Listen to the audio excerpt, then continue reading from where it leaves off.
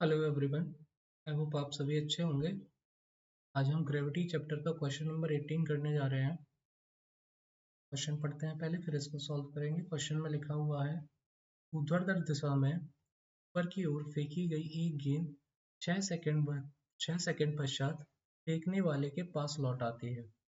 याद कीजिए यह किस वेग से ऊपर फेंकी गई, गेंद द्वारा पहुंची गई अधिकतम ऊंचाई और 4 सेकंड पश्चात गेंद की स्थिति। सबसे पहले वो पूछ रहे हैं कि इसका प्रारंभिक वेग u कितना होगा, है ना। उसने कितनी टोटल हाइट तय करी है और ये 4 सेकंड पश्चात गेंद की स्थिति क्या होगी। मीन्स देखो, गेंद को ऊपर जाने में और नीचे आने में दिया गया कुल समय है 6 सेकंड, है ना। तो अपन इससे एक अजम्पशन ये लगा सकते हैं, एक बात ये कह सकते हैं कि 3 सेकंड जो है उसको ऊपर जाने में लगे होंगे और 3 सेकंड उसको नीचे आने में लगे होंगे, और ये कुल मिला के कितने हो जाएंगे 6 सेकंड, यानी 1 2 3। देखो 3 सेकंड बाद 4 सेकंड बाद पूछ रहे हैं, 3 तो ऊपर जाने में लग गया, तो चौथा ना नीचे की तरफ आएगा। ये अपन थोड़ा ध्यान रखेंगे। और वो पूछ रहे हैं कि जब चौथा सेकंड आएगा तो गेंद ने अभी तक कितनी टोटल हाइट तय कर ली होगी। आई होप आप क्वेश्चन को अच्छे से समझ गए होंगे। अब अपन इसको सॉल्व करते हैं। एक बार फिर से रिपीट कर देता हूँ। 6 सेकंड पश्चात गेंद जो है वापस लौट आती है फेंकने के पश्चात। इस वेग से ऊपर फेंकी गई, प्रारंभिक वेग u पूछ रहा है, गेंद द्वारा पहुंची गई अधिकतम ऊंचाई को पूछ रहा है और 4 सेकंड बाद पश्चात गेंद की स्थिति को पूछ रहा है। अपन देखते हैं अपन को क्या क्या दिया गया है, लिखते हैं।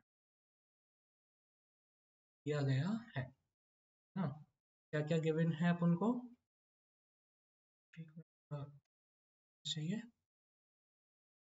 ओके, अपन को दिया गया है कुल समय, और कुल समय हमें कितना दिया गया है 6 सेकंड, है ना। इन्होंने वायु का प्रतिरोध जो है नगण्य बताया है, तो ऊपर जाने का समय अपन निकाल लेते हैं, क्योंकि वस्तु क्या है किस वेग से ऊपर फेंकी गई है ना। तो अपन निकालेंगे ऊपर जाने का समय। ऊपर जाने का समय स्मॉल टी, स्मॉल टी कितना हो जाएगा 6/2 बराबर 3 सेकेंड। ठीक है। दूसरा अपन को पता है अधिकतम ऊंचाई पर अंतिम वेग क्या होगा, है ना। प्रारंभिक वेग तो अपन को निकालना ही है, u बराबर क्वेश्चन मार्क हो जाएगा, है ना। अंतिम वेग तो अपन निकाल सकते हैं ना, अंतिम वेग लिखते हैं अधिकतम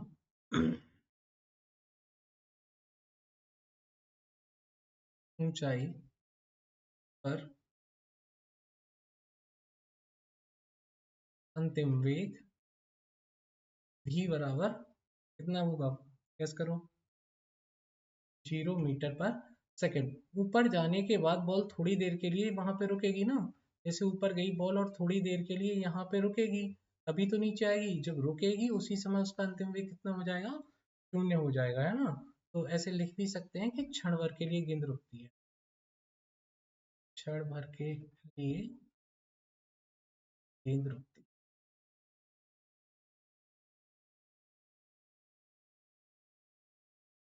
और हमारे पास क्या दिया गया है, गुरुत्वीय त्वरण लेंगे अपन। ग्रेविटी के क्वेश्चन सोल्व कर रहे हैं तो गुरुत्वीय त्वरण तो लेना पड़ेगा। गुरुत्वीय त्वरण जी बराबर कितना लेंगे अपन, -9.8 मीटर पर सेकेंड स्क्वायर। -9.8 क्यों लेंगे, वस्तु ऊपर की तरफ जा रही है, ग्रेविटी नीचे की तरफ लगेगी। अभी इतना ध्यान मत देना, है ना। क्लास 12th में अपन को इस पे ज्यादा फोकस करना रहता है। अभी के लिए बस इतना ध्यान रखना है, 9th के जितने भी प्रॉब्लम आप सॉल्व करने जाओ और जब भी गेंद या कोई भी वस्तु ऊपर की तरफ जा रही है, आप तुरंत जी को माइनस में ले लेना। ओके, अच्छा। सबसे पहले प्रॉब्लम नंबर ए सॉल्व करते हैं। प्रॉब्लम नंबर ए कह रही है, यह किस वेग से ऊपर फेंकी गई। तो अपन को क्या करना है, वह वेग, फिर डायरेक्ट लिख लेते हैं, यू डायरेक्ट लिख लेते हैं ना। यू बराबर प्रारंभिक वेग अपन को पूछा गया है, प्रारंभिक पूछा गया ना। आप सॉल्व करते टाइम पूरा लिख सकते हो, या किस वेग से ऊपर फेंकी गई है। ओके, कैसे निकालेंगे अपन इसको, अपन निकालेंगे इसको गति के पहले समीकरण से।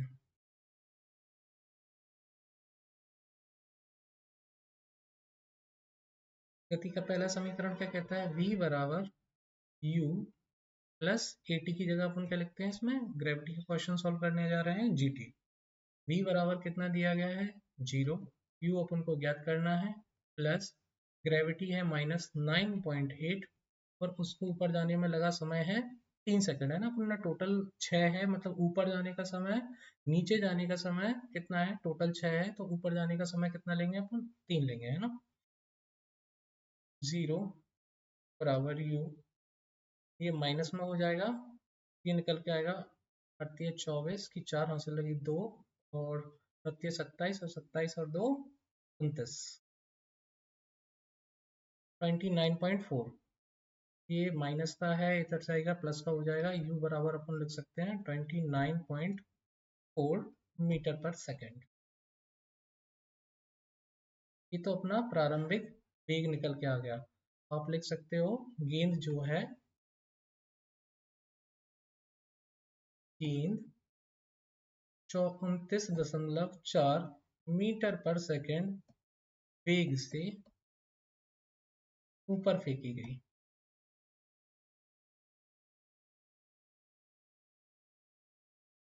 सेकेंड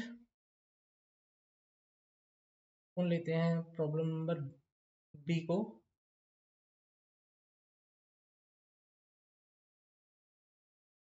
बी अपना कह रहा है गेंद द्वारा पहुंची गई अधिकतम ऊंचाई, गेंद द्वारा पहुंची गई अधिकतम ऊंचाई।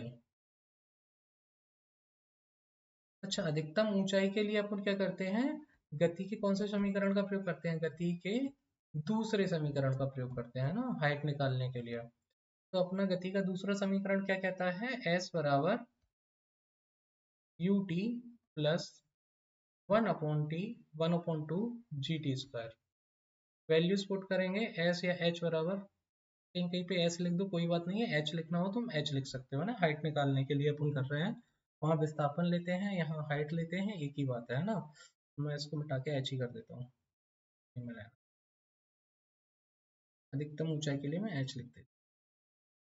वैल्यूज पुट करते हैं, h बराबर, u की वैल्यू कितनी दी गई है हमारे पास, आ गई है ना, हमने निकाल ली है, दी नहीं गई है, निकाली है हमने। 29.4 मल्टीप्लाई बाय टी की वैल्यू कितनी है हमारे पास, टी की वैल्यू है अभी 3 प्लस 1/2 माइनस के 9.8 9.8 और मल्टीप्लाई बाय टी, टी का स्क्वायर मतलब 3 का स्क्वायर। इसको सॉल्व करेंगे, ये 4 तिया 12 की 2 हाथ से लगी 1, 29 27 और 1 28 की 8 हाथ से लगी 2 और 3 दूनी 6 8, ये आ जाएगा 88.2। अब यहाँ पे ये कट जाएगा, है ना, कट जाएगा कितने से, दो चौको 8, एक बचा और दो में 18, 4.9 है ना। तो माइनस के 4.9 और ये मल्टीप्लाई बाय ये 3 का स्क्वायर कितना हो जाएगा, 3 त्रिक 9। इसको और सॉल्व करेंगे, 88.2 और ये निकल के आएगा 81, ये निकल के आएगा 44.1, है ना। इसको सॉल्व करेंगे, माइनस करेंगे, ऑब्वियस सी बात है, दो में से एक गया एक, मतलब ये तो सेम ही आ जाएगा 44.1। ये अपनी हाइट निकल के आ जाएगी। तो अपन बोलेंगे कि क्या बोलेंगे, गेंद द्वारा फेंकी गई अधिकतम ऊंचाई, अधिकतम ऊंचाई तय कर रही है बेटा 44.1, है ना, इसकी अधिकतम ऊंचाई निकल के आ रही है। तीसरा क्वेश्चन वो अपन से पूछ रहा है कि 4 सेकंड के पश्चात गेंद की स्थिति क्या होगी, सी 4 सेकंड पश्चात गेंद की स्थिति, है ना। अपन को ध्यान रखना है 1 सेकंड 2 सेकंड 3 सेकंड और फिर 3 सेकंड बाद क्या है, वो सबसे ऊपर पहुंच जाएगी और चौथे सेकंड में क्या होगा, गेंद नीचे आना शुरू करेगी, है ना, इतना ध्यान रखना। तो थोड़ा हिंट के लिए लिख देते हैं यहाँ पे कि 3 सेकंड तक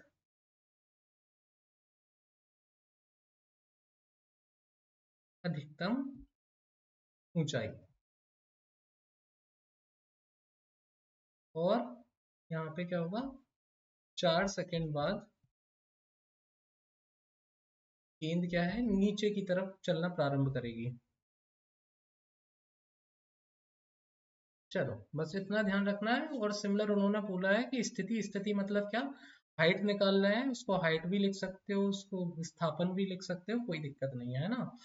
तो अपन फॉर्मूला लगाएंगे हाइट निकालने के लिए, सेम फॉर्मूला लगेगा जो अपन ने यूज किया है गति के दूसरे समीकरण का, यानी s बराबर U T plus 1/2 G T square.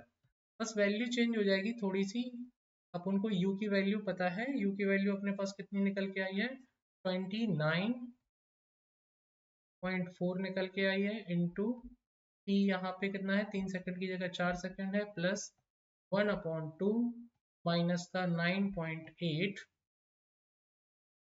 Multiply by 4 का स्क्वायर। आप पूछ सकते हो कि सर वस्तु जो है ऊपर की तरफ जाती है तब तो हमने नेगेटिव साइन लिया था और यहाँ तो नीचे आ रही है, तो हम जो है नेगेटिव का साइन क्यों ले रहे हैं, पॉजिटिव का साइन क्यों नहीं ले रहे हैं। बेटा फिजिक्स में जो है आगे चल के तुम पढ़ोगे कि जब अपन टोटल देखते हैं ना, टोटल में देखते हैं फिजिक्स में, किसी भी इक्वेशन में बीच में साइन को चेंज नहीं किया जाता। जैसे प्रॉब्लम में मैंने शुरू में अगर पॉजिटिव लिया है तो मैं पॉजिटिव के साथ जाऊंगा, अगर मैं नेगेटिव लूंगा तो मैं नेगेटिव के साथ जाऊंगा। अगर आप साइन को स्विच कर दोगे तो आप एक्चुअली में बॉल को ऊपर जाने में हेल्प करोगे।